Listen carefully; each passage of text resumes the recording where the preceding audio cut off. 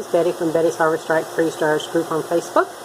My freeze dryer just completed a cycle of one number 10 can of cheese sauce, and I have a lot of people waiting to see how this turns out in my group, so I thought I'd just go ahead and do it straight from the freeze dryer to begin with.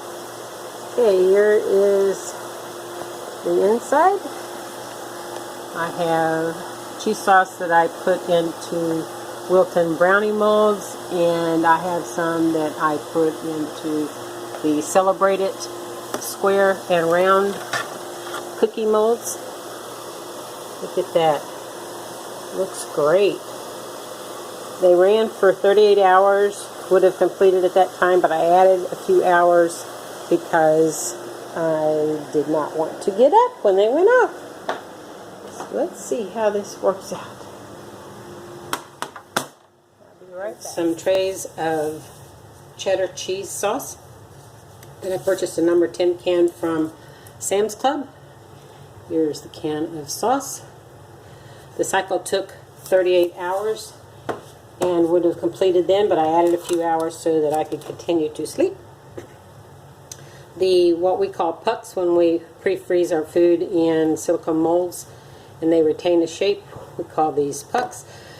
But the square and the round molds are from Celebrate It brand that I purchased from Michael's, and the square ones are the Wilton brand brownie molds. But the cheese stayed in the molds nicely. They did not bubble up and foam over. I think some people were expecting that. Just take one of these squares here and pinch it. It powders nicely. I'm going to take that and drop it here into this bowl of heated milk. See how that rehydrates. Probably have a little more milk than was necessary for this one little square of cheese. Now, I had expected to need to use a whisk or a blender, food processor, immersion blender, something of that sort to get it back to the creamy texture. As you can see, it's not immediately turning into the thick cheese sauce. One thing, because I added a little bit too much milk for one square. But if you let that sit and continue to stir it, maybe add another cube of cheese. May go ahead and add just a little bit more to the bowl. Powders up nicely. That tastes pretty good too. Take a taste of that. Very intense. Our food that we freeze dry and eat as a dry snack, it retains its flavor. As a matter of fact, it enhances the flavor, makes it a little stronger.